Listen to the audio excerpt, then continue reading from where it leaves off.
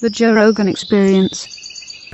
So what do you do now in terms of, like, you got over this 5 years ago, you're in this bad situation where your body's not working right. Now everything's working great again. Well, I had 2 heart surgeries also. Whoa. Yeah. So, you know, what was wrong with your heart? So I had a hole in it. So, you know, you're not supposed to have a hole in your heart and be a SEAL. And Were you born with it? I was born with it. It went undetected. And me pushing so hard. So in 2009, I was training for this race across America. And I just couldn't go anymore. Another pitfall in my life was the hole. And I was pretty much off active duty SEAL for 3 years.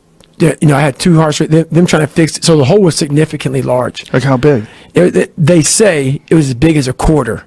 I'm like, how the hell is it as big as a quarter? Yeah, that's a pretty big hole in your heart. Because they had 2 helix patches. I'm like, that's impossible. The helix patches, they're in my heart, so the 2 stents. What is a helix patch? It is like a little mesh, very...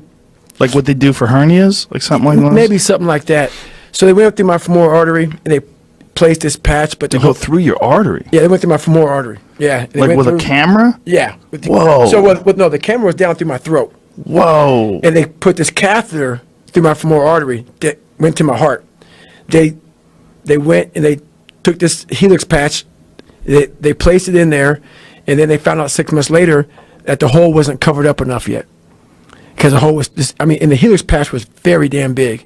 So they put, and they go back in there in 2010. How does the patch adhere to your heart? I guess your heart heals around the patch. So, but how did they stick it in place? I guess they put it where the hole's at. Uh-huh. And then it kind of like inflates. Oh, wow. Where the hole is at. And then that thing goes in there, and then it kind of covers the hole, and then the heart. So there's 2 things in my heart right now that the heart just kind of covered up. Whoa. Yeah. Okay, so here's it. So there you go. Jamie's got an image of it for us. Whoa. Yeah. So it's attached to this little probe. Right. And then they put it over the area where the injury is. Wow, that's insane. Yeah, atrial septum defect is what I had. Atrial septal defect. So basically, everything I had done, Thank God for medicine. Oh, shit. It's crazy what they could do. I'd be done. That's so crazy that they could do that. Yeah, so I was out for, I was off active duty for 3 years, so I was in a recruiting area for 3 years, trying to get back on active duty, and that was my life for 3 years, man. So they put that patch in. Yep. And now your heart's 100%? It's 100%. It's 100%. Wow. Yeah. That's incredible. Yeah, I was losing, blood, and I was bad off. Which is amazing that you were able to do all that with a hole in your heart. That's what the doctors were saying, because they didn't know I was a SEAL. So when I went in, and the doctor that found the hole, so they gave me EKGs, all this stuff. Once again, man, it's after I ran like 205 miles, Right. Like, man, you're in great shape. I'm like, man, I just don't feel good. Like, walking up the stairs is making me jacked up. So the doctor, Doc Shrek, he's like, gave me EKG. He goes, go to the doctor, get an echocardiogram. So I'm in there getting an echocardiogram, just chilling out in there, and the guy's talking to me, has his little wand in my heart. We're bullshitting about stuff, and when people get quiet, that's fucking not good, man. Yeah. So he's in there, just had his wand in my heart, chilling out.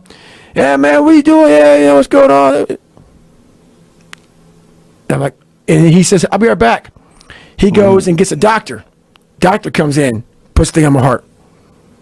The doctor gets another doctor. Now, I'm just freaking the fuck out. I'm like, okay, because when it comes to your heart, right, it's a big deal. So they come back in, they say, hey, we can stop the echocardiogram. When they talk to you out in the hallway, you have a hole in your heart. And the guy didn't know that he knew I was a Navy guy, but I don't think he knew I was a SEAL, because not many black guys are SEAls. And we had a conversation about, we got to fix this real quick. I said, yeah, then I came up that I was a SEAL. He said, man, you could have died jumping, you could have died diving, you could have died in all this stuff. Because basically, the hole in your heart, if it gets plugged with something, like anything, like, let's say you get a bubble from diving or something like that, you're going to die. Right. So I call it luck. I call it luck. Wow. So I got through 2 surgeries. They put me back on. I lost. So they give you the first one, yep, and then when did they realize that it's not good enough? So they take you back in. You got to get a bubble study, a bubble test. So they like literally send bubbles that way, safe bubbles that way, to see if the bubble goes through your heart. So they have this echocardiogram again, and they hook you up, I think, to IV or something like that, and they throw these bubbles through your heart, and they see if it goes through. After 6 months, when it should have been healed up, the bubble went through. So they had to tell me then, hey, we gotta, you're not good to go. So I had to take a year before I can have another surgery, because Why did it take a year? that patch had to be completely healed before they can go back in. But all this time, you knew you had a hole. Right. So they knew I had a hole because of the heart surgery. Right, but all this time, like when you're waiting for it to heal, you know you have an extra hole. Yes, I know I have a hole. Yes. What were you allowed to do with your body then? Well, at that time, they go, do how you feel comfortable. And so, the hole is not going to kill you right now. But you can't dive, you can't jump. I pretty much wasn't a SEAL anymore, so I was a recruiter for a period of time. So basically, I was crazy about that. Is before my second surgery, I was actually training for Delta Force. I wanted to go to Delta, and I was ruck running a lot. And before my second ruck running, you mean you're running with a pack on? Yeah, a pack on my back with some weight on it. How heavy is the pack? 50, 60 pounds. And you run with that on? Well, you're supposed to hike or hump, like ruck humping. Right. I ran with it because that's what I did. Right. So the day of heart surgery, I did a ruck run. Jesus because Christ. I knew I was gonna be out of commission for a while. So fuck it, man. I gotta get my last one in, dude. Jesus Christ. So all I could do, I have my training log. So after my second heart surgery, all I could do was walk. So I became an ultra walker.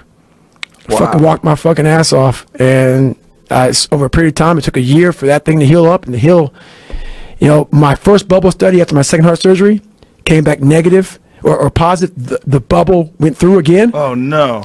And they had to crack me open. Oh man. But over that period of time, my heart healed around that thing nicely, and I passed the second bubble test. So the first bubble test was how long after? A year? It was, so the first bubble test after the first surgery was Right. 6 months. And then you had to go through a full 6 months after that for it to Right. totally heal. Then you have the second heart surgery. Right. And when does the bubble test fail after the second heart surgery? It was about 6 months. Jesus Christ. And they said, and the doctor looked at me and said, I'm sorry to inform you, man, we have to crack your chest open the next time to really get in there. And so I sat back thinking this could be a third heart surgery. And then that one. they said we have to wait for 6 months to see if this thing's going to close up. Right.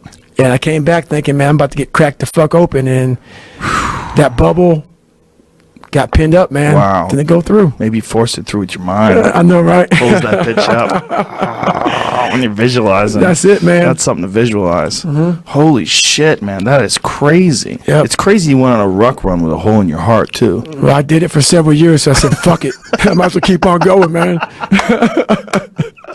That's amazing. Now, after all said and done, everything's good now? Yeah, everything's, I'm sure something must have popped up in my fucking ass, not to do that, everything's good right now. I'm always waiting for the next thing to pop up, and I handle it the same way. I'll attack it. But yeah, as of right now, I'm in the best shape. I'm 43 years old, just turned 43 February 17th. I am in the best shape of my life. I'm not knocking on wood because life comes at you, dude. So Right. fuck knocking on wood, come at me. I mean, I would think that you would be a go-to guy for injuries. Yeah, Like if anybody's I had them all, dude. I've had them all. I've had Well, them when all. you broke the world record for chin-ups, didn't you rip your arm apart? Pull-ups, yeah. So if you pull up the picture, man, there's a picture of my hand. You'll see. I don't know. What is it? Pull-ups are So pull-ups are here. hands out, Yeah, hands out. and chin-ups are hands forward. Right, hands forward. So I failed 3 times. I failed twice before I finally got it the third time. And the first time I ripped the shit out of my forearm, and then the second time you'll see there's a picture of my hand, and it's a 3rd-degree burn. So that's my hand. Oh, Jesus, man. What in the fuck is going on? It looks like you got bit by a wolf. So what's funny about that is you see that that doesn't create after one pull-up. So if you can imagine the pain of, because you have one contact point. That's it. Like running, you can overcome it because you have these big giant legs, and Right. it's different when you have these little fragile punk ass hands touching the bar. Right, Right. right. Imagine 4,030 pull-ups. How many times you're coming on that bar, coming off? Right. And I weighed 207 pounds at the time, so I was a bigger guy. I'm like 195 or 185 now, so I was 22 pounds heavier. So I was a lot bigger there. I am right there. Yeah, Bam. you look pretty thick. Get that shit, man. So you were doing it in sets of 5? Sets of 5. So, and as you see, you have these different people who are witnessing you.